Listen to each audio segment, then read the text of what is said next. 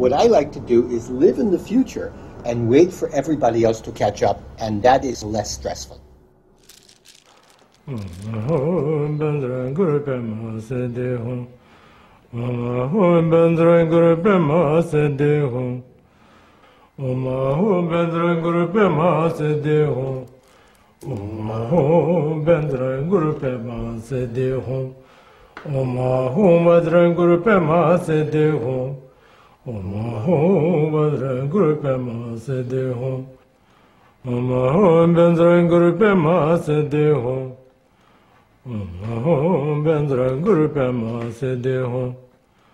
Self-love and appreciation simply means that you're loving what the universe, what God has created as you. It's not being superior to anyone, nor is it being less than anyone.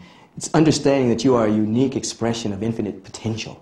And so if you don't love what God has created as you end up inhibiting this life energy that wants to express through you. So the old notion of poor is me, I'm a dirty sinner, actually inhibits the flow of life. A man's greatest psychic need is to have his thoughts respected, and a woman's greatest psychic need is to have her feelings cherished. Isn't that incredible?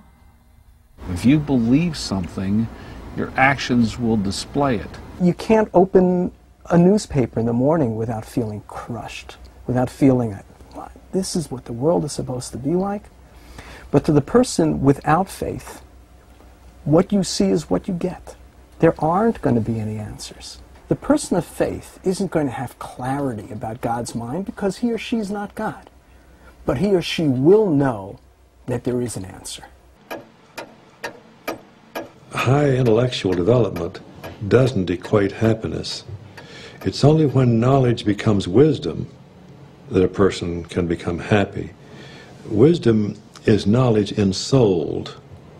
By that we mean when you were a boy, your mother may have told you, now, Sean, honesty is the best policy. And you say, oh, sure, mother. But it doesn't mean a thing until you've ensouled that and that you're honest automatically under every situation. So wisdom is the key to happiness because it represents those experiences in life that you have ensouled, and they become attributes of your own nature. What we do now is how we are presentable to others. We never ask how I am presentable to my own self. The word, it is the magic wand of the Toltec sorcerer or the Toltec magician.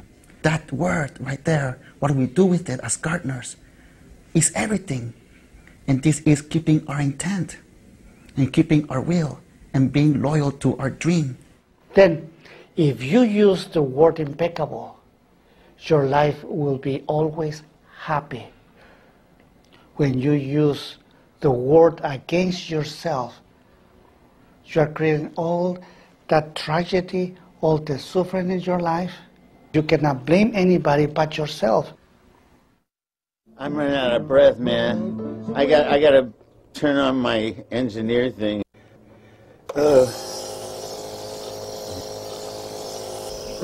I know you thought you were going to die when you came out of the hospital, so are you happy that you're still alive?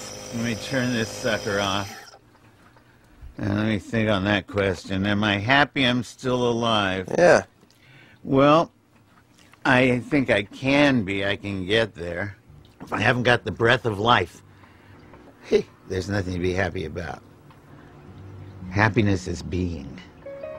Living and letting live. And loving yourself.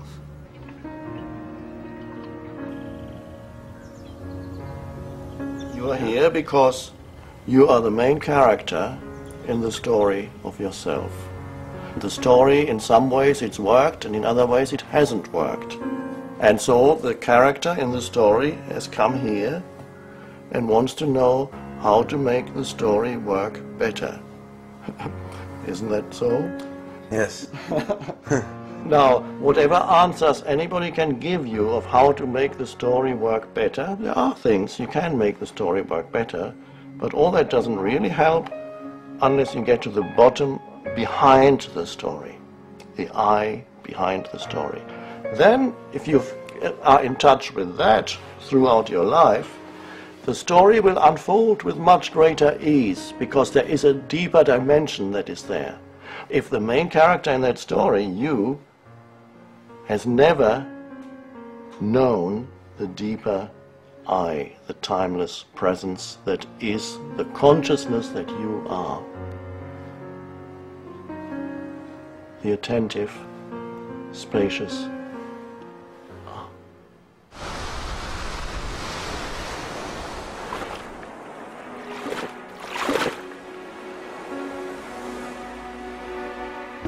As you build your dreams and you say yes to learning to live a life that is negotiating between this kind of real high and this real low, and finding your balance and bringing into an appreciation each and every day, you'll have some ups and downs and highs and lows and wins and losses.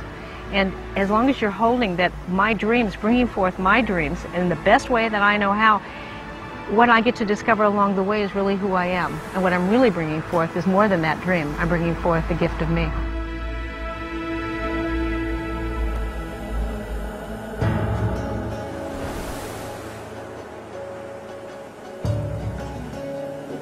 During my quest, I learned a lot more about who I am.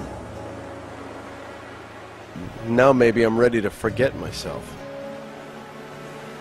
Of course, my quest continues, but now something I read a while ago that Krishnamurti said finally makes sense. The moment you're asking, am I happy? You're not.